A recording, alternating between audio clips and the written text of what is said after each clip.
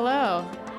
Thank you so much for coming to our Girls in Gaming Summit, one of our Be Valiant events. I'm Montana Hauser. I'm the events manager at Valiant, and I've been lucky enough to work for a company that allows me to put on the Girls in Gaming Summit. Yay! Again, thank you all so much for coming. I think this is a really important cause, and I'm lucky that Valiant feels the same way. Hopefully today we can learn a lot about what the professionals in the industry are doing and how we can be more involved in that. I'd like to introduce our host, who is the host and producer of Game Talk Live and an amazing woman. Please welcome Mandy Roman. Great. Thanks, Montana. Thank you to LA Valiant and Immortals for having me as part of this event. I'm super excited to be here. But it's not about me, it's about our guests. So go ahead and welcome out our first guest for panel 1 here. All right, so this is our first panel. It's Through Female Eyes, a conversation with esports professionals. And we're gonna go ahead and have each of you introduce yourselves, tell us where you're from and maybe your favorite game or what you're currently playing. Or Oh dear. No pressure. My name is Ann Hand. I run a company called Super League, which is really trying to be kind of the feeder system or amateur league system underneath the pros. So right now we run competitive leagues around League of Legends, and we even have a youth league product that we've created and wrapped around Minecraft, and are moving into Clash Royale and some other fun games to be announced. Hi, I'm Courtney Williams. I go by GlitchX City on YouTube. I create video game music remixes, and I play a lot of Pokemon and a lot of Overwatch. Hi everyone, my name is Sabrina Wong. I'm the Community Outreach Coordinator for the LA Valiant, and I do a lot of events for the collegiate and community. We do events, at colleges, outreaching people who might not have the gamer community at their schools yet. We also do things at Redline Bar to support the LGBT groups, and we also support the youth, so really cool stuff. Hey everybody, I'm Nikki Quinn. I'm a project manager on the Blizzard Entertainment esports team. I'm super excited to be here meeting all of you today.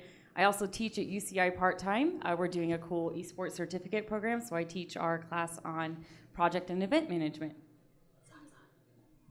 Hi, my name's Emily Garrido. My gamer tag is Emileets. In the morning, I work part-time as a nurse at an alcohol and detox center.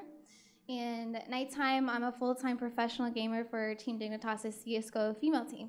All right, thank you, ladies. All right, so Emily, I'd like to start with you and tell us how you got into esports and specifically into CSGO and a little bit of your path to pro. So pretty much I started playing Counter-Strike almost 15 years ago. It's been around for a while. And I guess I started because my brother left open Counter-Strike on the computer and he went outside to play with his friends. So I'm like, what's that on the computer? And I hopped on, and it was love at first sight. And I've loved it ever since. Competitively, I've always been a competitor growing up. I used to play soccer for my schools. I played volleyball. I was in dance. But when I went to my very first LAN event, I kind of fell in love with the competitive side of gaming before it was ever this big.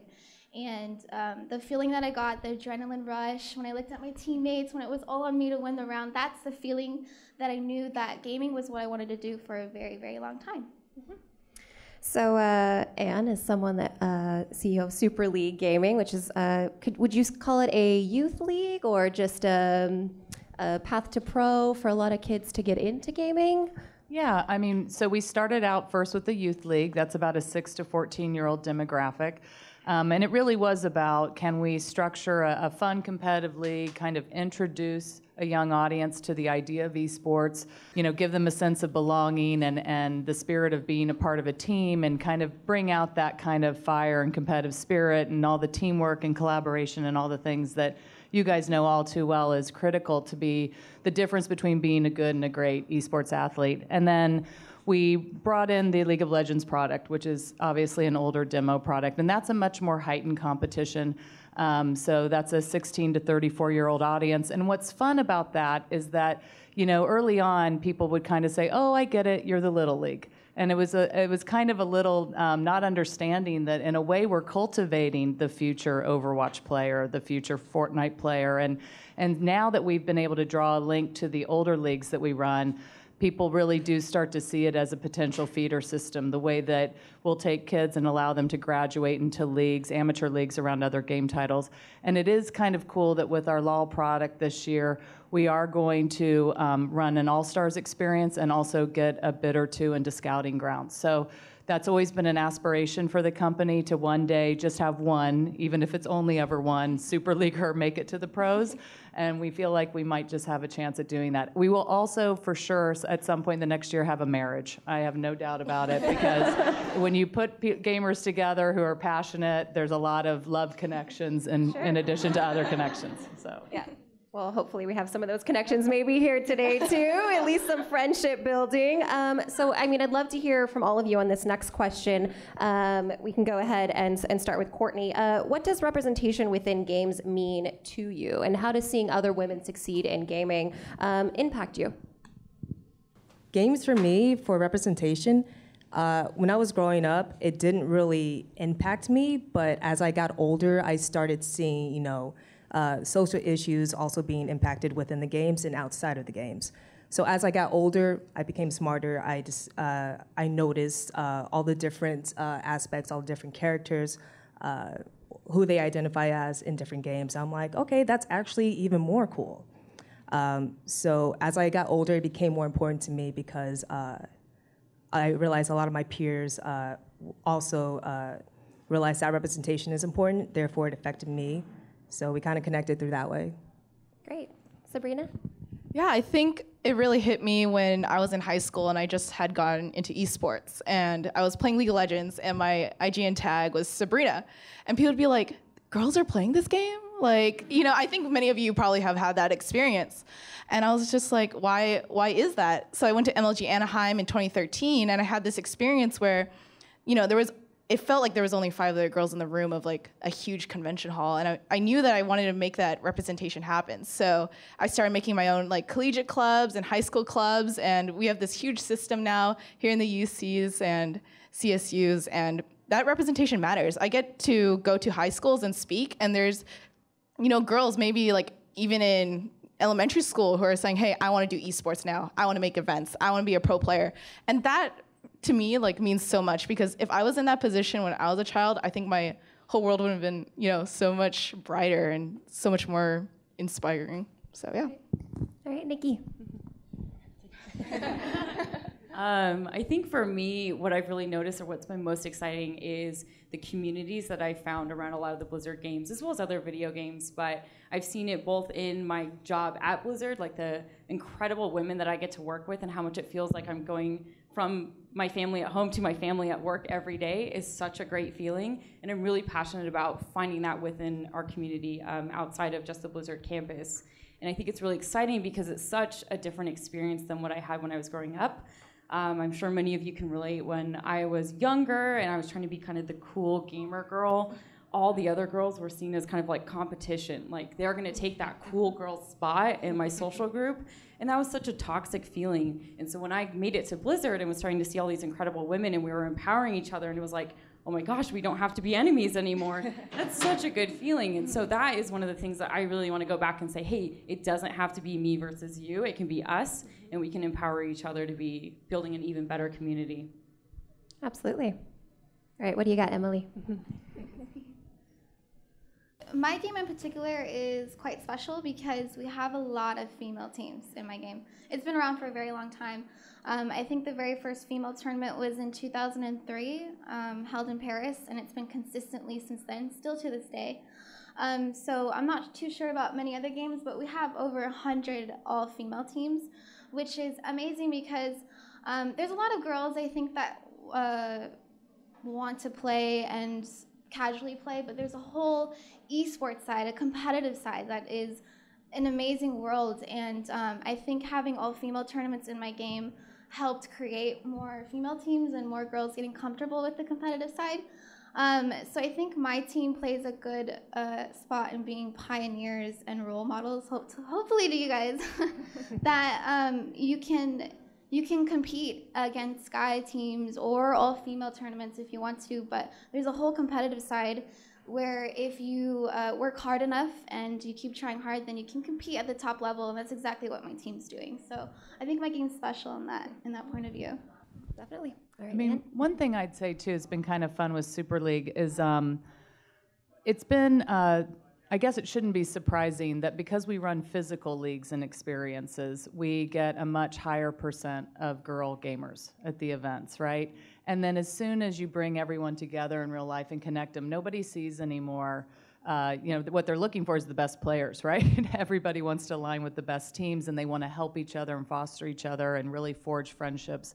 I do jokingly sometimes say, like, the love connection joke, I do feel like we're like a local Match.com for gamers, because and it's not just the love part, but it is, as you mentioned, it's really about, they take that good behavior and friendship that starts in that physical experience and they take it back home and continue that. So I think it's something that kind of allows a different forum for girl gamers to really be noticed and to have a light, put on them about their great competitive spirit and great gameplay that takes away the gender lens, which I think is important. It is cute too, I will say, time and time again with our Youth League product, parents all come to the events because we give kids a jersey. So they're like, well, it's game day. Like, I'm a bad parent, frankly, if you don't show up on game day.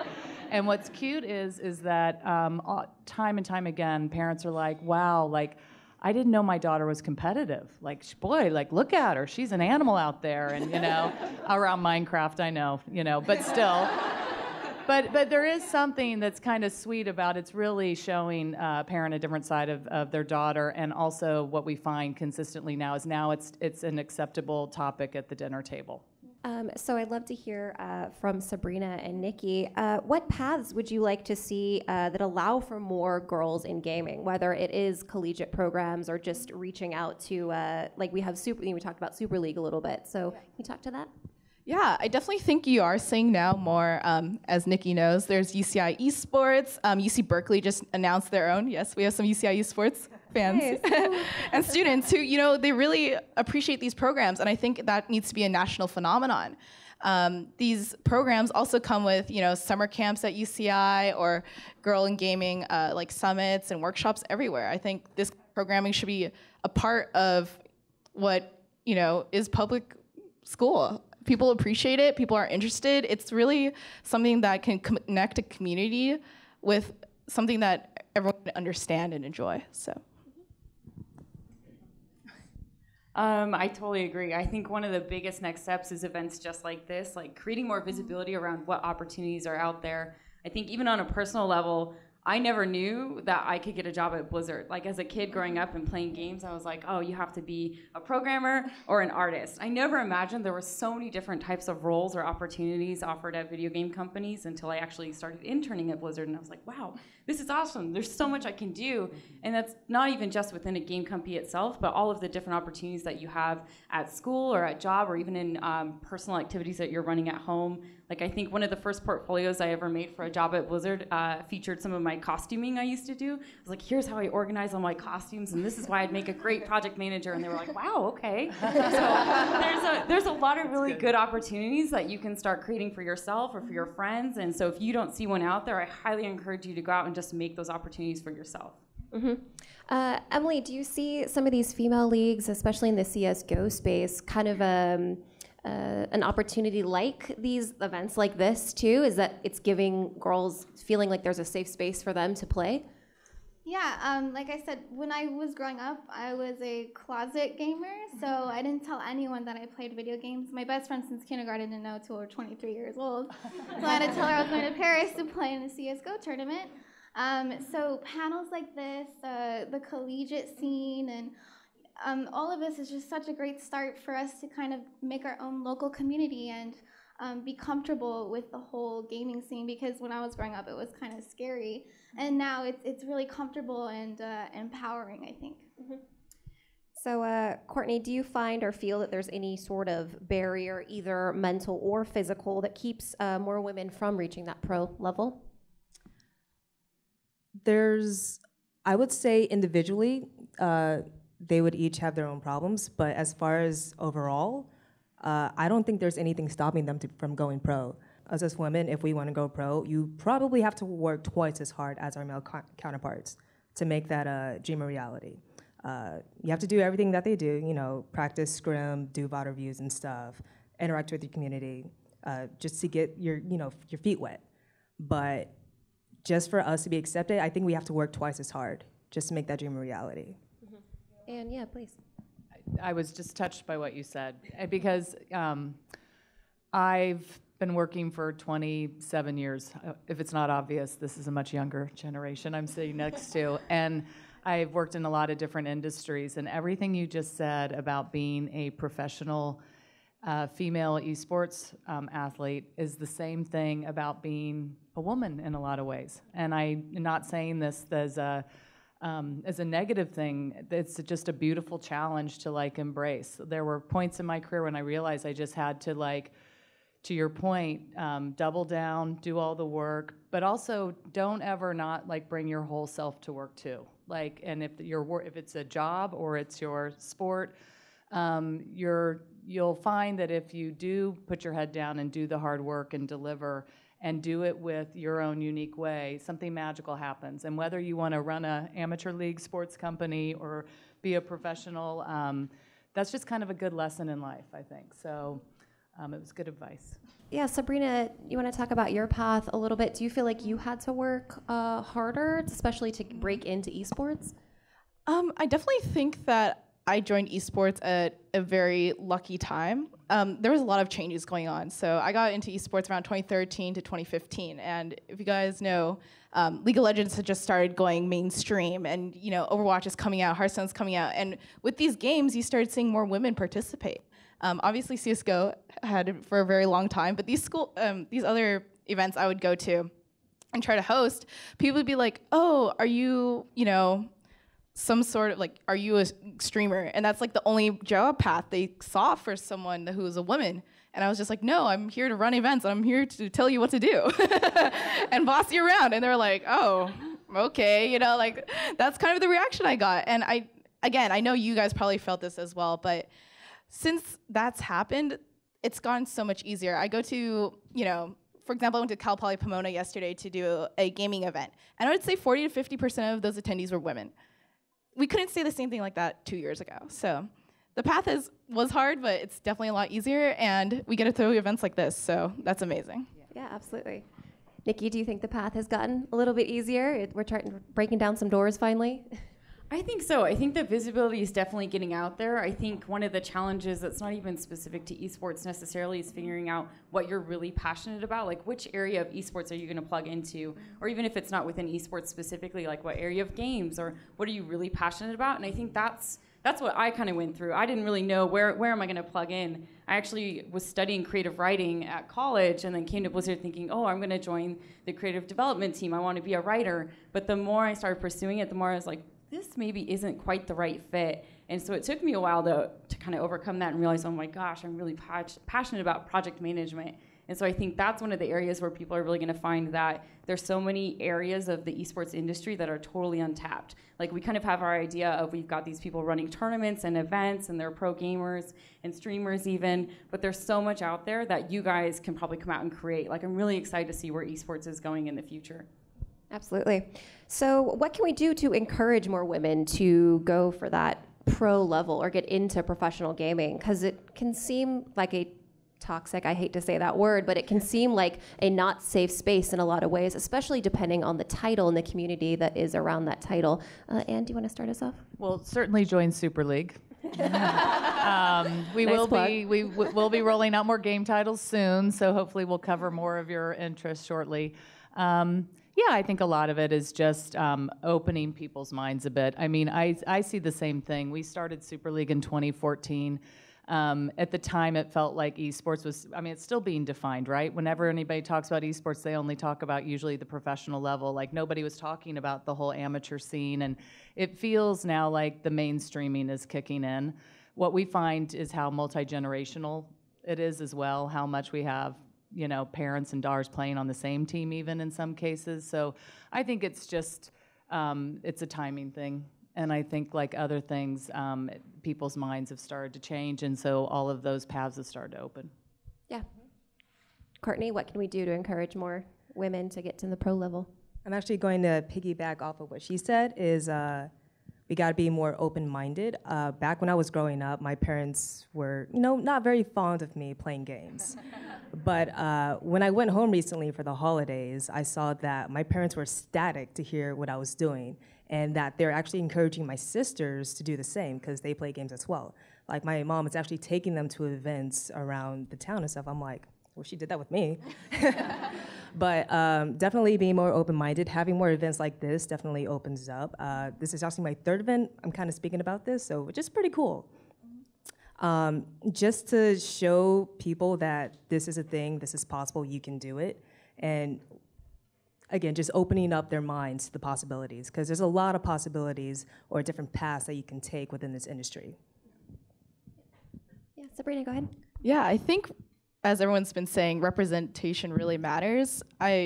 As speaking from my personal experience, when I get to talk about people when I was an intern at Blizzard and I was, working on the esports department, and there's so many women there, like Nikki.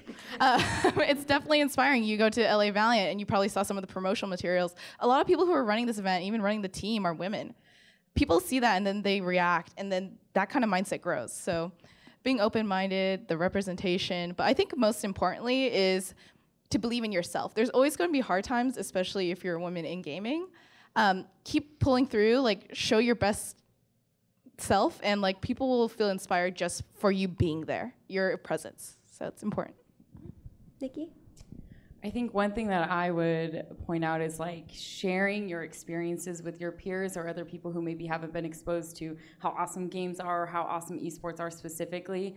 I mean, I've been a gamer my entire life, and I've been watching esports for quite some time. I watched a ton of StarCraft when I was younger. It was my go-to. Day 9 was my favorite. But it wasn't until I attended my first event in person that you really feel that magic. There's something really special about being there and seeing these teams for that final match kind of come together, and there's that tension in the room. That is an experience that I don't think people fully understand until they attend their first esports event. And so I would highly encourage you to go out there and share that experience with other people, get them to feel that same magic and energy of the confetti is about to go out, this is insane, this is gonna be so hype, and they're gonna be able to share with that, sharing that experience with you, and hopefully share that with their friends as well. Mm-hmm. Emily? I think for me, I want to see more women competing at the pro level. What you guys are doing is amazing because esports wouldn't be where it is without you guys. Me as a player, I want to see more and more girls competing and being very serious about it. And and I think we slowly are starting to see in Overwatch and StarCraft, girls reaching that level and setting the bar high. So I think the main thing is to keep practicing hard because a funny story, when I first started playing at a LAN center, people would not be very nice to me. I wasn't good. I just started. I think I probably cried one time because people were pretty mean. But if I would have stopped playing, I wouldn't be where I am today. I have amazing sponsors. I can make a living off of what I do now. And I think that should inspire you guys to, even though people are going to put you down no matter what you do, just keep practicing really hard and you can really compete and do well. And there's so many amazing women that are showing that we can do that. Mm-hmm. Emily, how do you maybe deal with some of those people that are naysayers about, might be a loaded question, but. I get asked that all the time, actually. I think I did, at UCI, I did a summer's girls camp there, and that was one of their main concerns is, these boys are telling me that we can't do this because we're girls, and I told them, listen, no matter who you are, anyone in the spotlight is gonna get, I don't wanna use the word harass, is gonna get toxic behavior from people.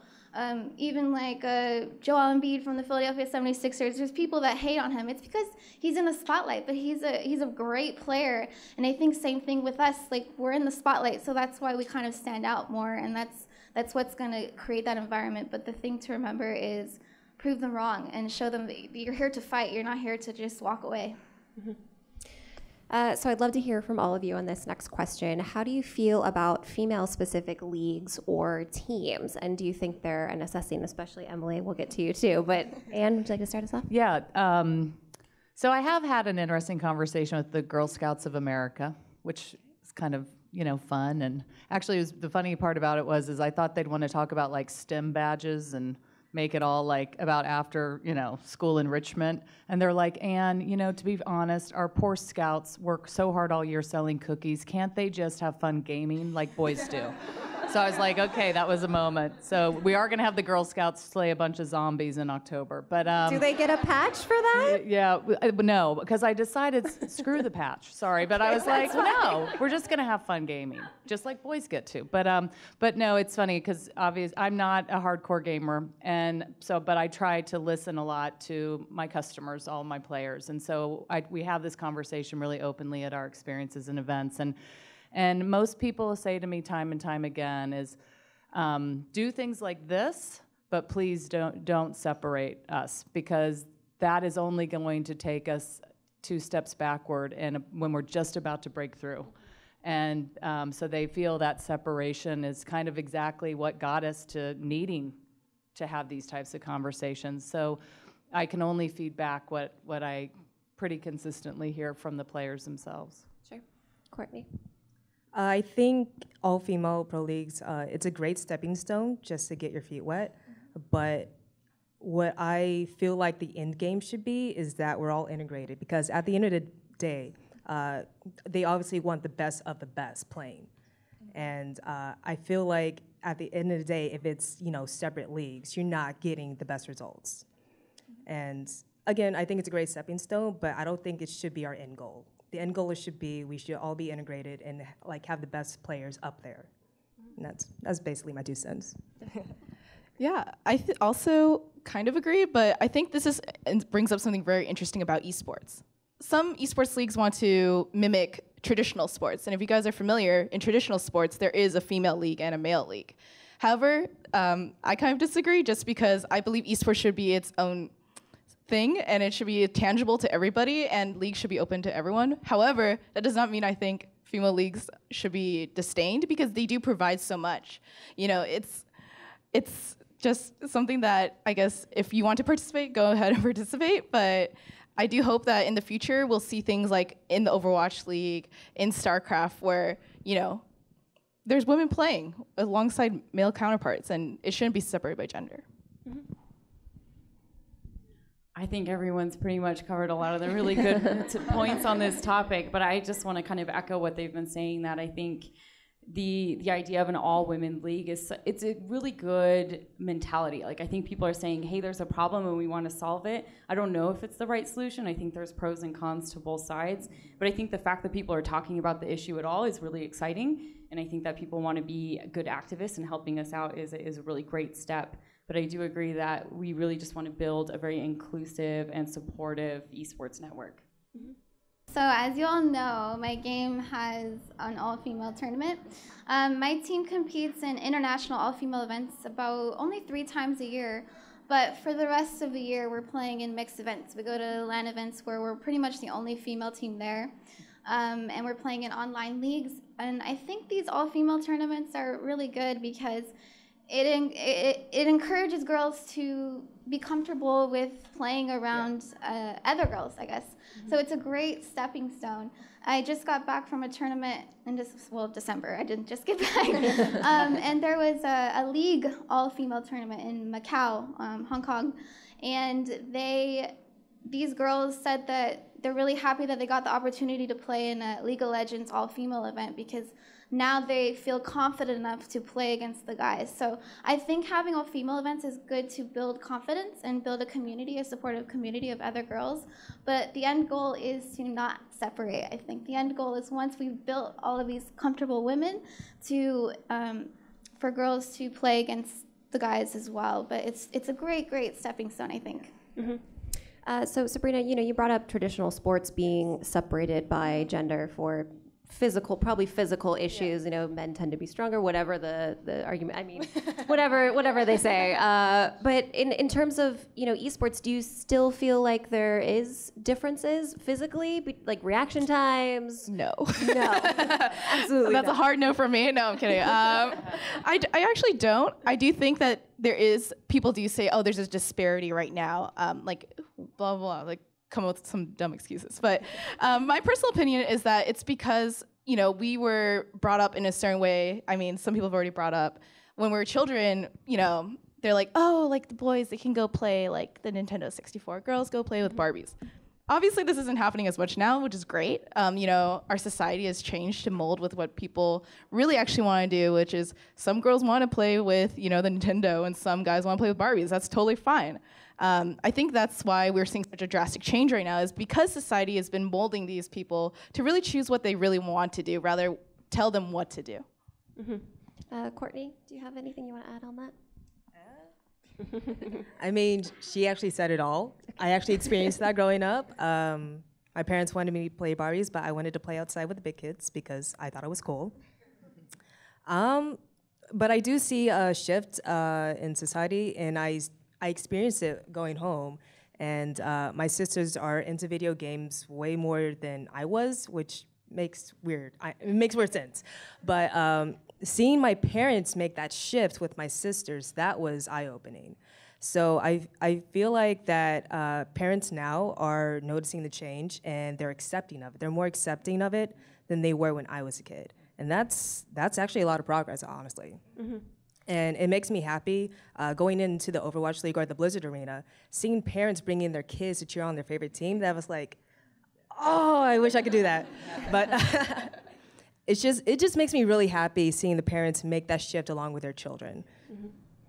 So I'd love to hear from all of you again on this next one. Do you find certain game titles have more accepting communities than others in terms of esports? You know, we talked a little bit about CSGO, League of Legends, Overwatch. Nikki, why don't you start us off on this one?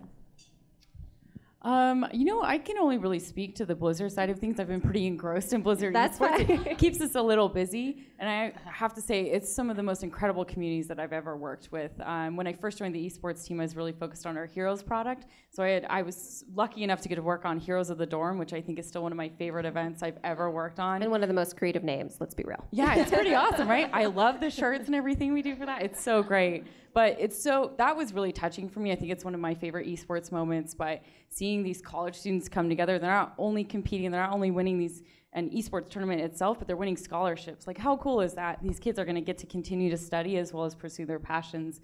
And so that's something that I think is super exciting. We can go down the line. Emily? I think all the companies are just doing a great job, because like empowering women that are working for them and showing that it's not just a male-dominated community, that girls can work for them and compete for them too. So like Courtney was saying, the world is slowly shifting to where it's very neutral and it's not a gendered-based thing anymore. Right. Yeah. I definitely think that all games do have diverse communities, and they do have different viewpoints. But what I can really say a testament is that all of them are getting better. Ever since like I've started playing games, even if I was like, I don't know, playing anything with voice comms, or playing when there's TeamSpeak was still relevant. Rest in peace, Discord. You know, but you know, that was always an issue, you know. And now I get to go and I play Overwatch, or I play League, or I play HOTS, or any game, and it's not so much of a deal. I mean, if I'm bad, I'm bad. That's my stats. That's not who I am as a person. So I think that's, you know, always good to see. Courtney? So my background is Pokemon, and Pokemon's like the most open community because you have kids to grandmas competing at the highest level. Like, there was a grandma competing in the Masters division. She placed top 8. I'm like, you go, grandma. But fun fact, Overwatch was actually my first FPS game. I know. And my background was Pokemon and Nintendo games. And I've heard from friends that had less than stellar experiences playing Call of Duty on PS3 and PS4 at the time. Same thing with CSGO and what is it? Battlefront? Sure. Battlefield, yeah. And so when I heard of Overwatch, I got into like the last 2 days of closed beta. This is where I found out about Discord, because I was still using Skype at the time. And they had voice comms and stuff. So I already had a thick skin from like, you know, reading like every single mean comment on YouTube. So I'm like, what worse could they do? And I realized that the community was really open. It was also my first Blizzard game too. And I was like, wow, Overwatch is this? This is cool, what? And now that I'm almost 2 years into the game, I feel like Overwatch for me is the best community besides Pokemon I've been a part of in a very long time. What was it about, excuse me, Anne, we'll get to you too. What was it about Overwatch that was so appealing to you as being someone that didn't play first-person shooters before, hadn't played a Blizzard title before? Why Overwatch? Because we all sucked. I didn't know how to use keyboard and mouse. I tried to hook up my controller first thing. I was like, I have to download a Blizzard client? Where's Steam? I don't know how to do this. And it was just a bunch of us trying Overwatch for the first time, and I've actually met a lot of my friends through Overwatch, and I've actually met up with them at the Blizzard Arena to cheer on their favorite team. I'm like, this is pretty cool. I like this. It's kind of hard to do with Pokemon now because it's very controlled now, but Overwatch is just so open and the community is so welcome, and the company supports their game and their community. Like, it's really hard these days to find a company that does both really well. Yeah, Anne, are there certain game titles that you think have more welcoming communities? Yeah, this is a funny one because if they had like a MBA course on like the case study of Super League, this would be the question for like Anne Hand is sitting 1 year into Super League. What is the brand? Because here we've been running these fun little happy Minecraft events with kids laughing. By the way, kids are like the best customers ever. Like if our technology didn't even work, they didn't care. They were just happy to be together. Parents are cheering, and all of a sudden, we have a couple guys come into our office from Riot Games, and they're like, hey, we really like what you're doing. It's all about community building. And I'm like, wait. I mean, I got on Reddit and I started looking at the LOL audience, and I was like, oh my God, like we were like kind of like apple pie, and now we're going like hardcore, edgy, salty. And I was sitting there totally like, this is schizophrenia. How can the master brand of Super League do this? How can we talk to that wide of a demo and not turn off parents? Or like make, the LOL community say, who are these? This is a joke. And frankly, I was really worried about them looking at Minecraft and kind of dismissing it. And the breakthrough for us, and it was actually a few months before Overwatch announced it too, because they saw the same thing we saw, was that again, that multi-generational thing going on, the wide psychographic mix. Everybody's a gamer now. It's like it's so silly to even talk about it like it's this like segment. And so we introduced city-based clubs. So now when you play in one of our 16 cities in our league, you're a member of, if you play here, you're a member of the LA Shockwaves. And the kind of breakthrough on that is a city unifies people in a way that now game titles and different communities don't matter anymore. Everybody now identifies as a member of the LA Shockwaves. And I do have a dad who plays for the LA Shockwaves, and his daughter Henrietta, who's 7, plays for our Minecraft team. And she has won a national championship in Super League, and he hasn't. And it's kind of like, and it's fun. And I always say this as an analogy, but it really does work. It's like I always say, now if I have my hardcore, like 30-year-old LOL player walking down the street wearing his LA Shockwaves jersey, he passes Henrietta wearing hers. He just thinks like he's Kobe Bryant, she's a Lakers fan. Like they can identify under that common badge, and it's not somewhere now about my game title versus yours, or is mine a real e-sport and yours isn't.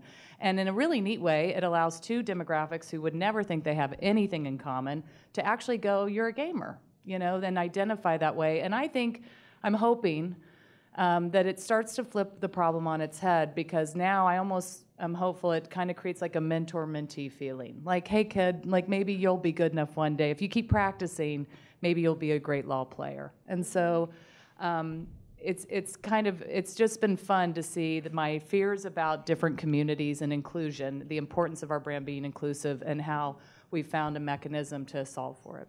Right. So speaking of inclusion, how do we turn female gamers from being an anomaly to being taken as a prime and central aspect of the greater culture? Nikki, why don't you start us off? I actually don't think they're an anomaly at all. I think there are so many incredible women involved in games and esports today that I think we just need to get more visibility. Like, we need to say, hey, let's showcase more of the amazing work they're doing. Maybe they're not the ones sitting on stage at all of the events yet, but there's so many women working backstage to make our events and games successful. Like, just walking around the Blizzard campus is incredible, and I know it's the same at a lot of the other game studios as well. And going to our events and seeing all of the amazing people. Like, I know you're going to hear from so many more people on all the panels the rest of today. So I think highlighting more of what a lot of the women are doing in our industry is a great next step. But I don't think they're an anomaly. I don't think they're a one-off anymore. Maybe they were 5-10 years ago, but I really don't think that's the case anymore. And that is, I feel like, the goal of today. Like, that is it. Like, that's a great answer. Okay, so I'd love to hear from all of you here. It's a kind of a whole new generation now where gaming is much more widespread. It's not like a weird thing to just be called a gamer now. I feel like everyone's kind of a gamer in some aspect. So what advice do you have for girls getting into esports as a career now? Emily, why don't you start us off? For me, I would say being able to balance what you're doing with what you love. For me, I'm trying to figure out how to balance nursing with what I love, which is gaming. So my advice is find out what you really love and commit a lot of time into it. Because if you commit time into anything that you want to do, you will be great at it. And don't set yourself up for failure. You can only succeed if you just work really hard. And I think everyone will say that. That's how we got where we are, is from working really hard. And just, there's always bumps in the road, but make it motivation instead of demotivating yourself. Mm-hmm. Yeah, Nikki? I think just to piggyback, you're right. Everyone's going to say, pursue your passions. Like, I think that's one of the most fulfilling things that you can do. And I mentioned earlier that you may think you love something today, but don't feel like you have to stick with it if you change your mind. Like, I think I was 25 when I switched to project management. So I think you can do anything you want to do, and don't worry about changing too late. I would say try to figure out how to integrate your passions into everything that you're doing. I think for me, one of my favorite memories, and something I still talk about even though it's years later, is one of my favorite college papers I wrote was about representing Buddhism in Skyrim. Like, it was for a religion class. And so I was like, how do I make sure that every paper I write my senior year is about video games? And I tried to get it and like sneak it in every way. And so think about the creative ways that you can integrate what you love into everything that you're doing, even if it's as simple as writing a paper. So think about where can you find your passions and what you do every day. I think this is some advice that could go to anybody, whether you're female or not. It's constantly innovate yourself and keep the fire inside going. I think one of the things about esports in general is that burnout is real. What we do here is like we're building the foundation for the future. A lot of this industry did not exist. Like, we wouldn't have the events like this. We wouldn't be talking about things like this 5 or 10 years ago. So constantly making sure that you're there and like understanding that what you're doing matters to so many people out there, and keeping your head up. And again, it's going to be a roller coaster. There's things that are going to be hard, especially for women in gaming. But as long as you understand that your position of power is something that's motivating someone in the future, I think you can keep going. Well, they just pretty much said everything in the book. But my advice is, obviously find what you're good at, capitalize on it, and always strive to improve. Because like she said, we're crafting this for the younger generation, people like my sisters, and then their kids and all, like, so on. But definitely find what you're good at, see if you can integrate it into esports to make it better. Because we want this to be better for the future than it is right now. Obviously, it's good right now, but it's not at its peak. We want it at its peak by the time, our kids get there. Yeah, I just say, I was like a finance and econ major in undergrad, and I thought I wanted to be in banking. I have no idea why. And thankfully, no banks hired me. And so I got like a sales and marketing job. And I realized that I meant to be out, like, talking to customers, and that I'm much more extroverted that way, and that and I like that consumer puzzle, that irrational consumer and all of those things. So a lot of this, I think what you guys are really touching on is kind of self-awareness, like taking the time to just go, where are my instincts really strong? Like, I like to build brands. So 4 years ago, barely even understood what esports was.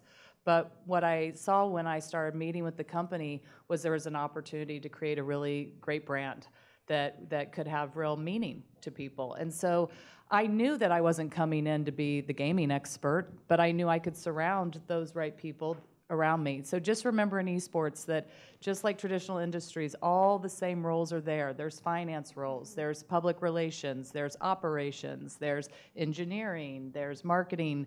It's no different than any other business. So if you're doing something today and you are in finance, there's no reason that you couldn't be going after finance roles if that's where your heart is and you enjoy those types of things. But it's also, to your point, it's really perfectly fine at 25 to say, oh, I've been doing a finance job for 3 years and I hate it, and change.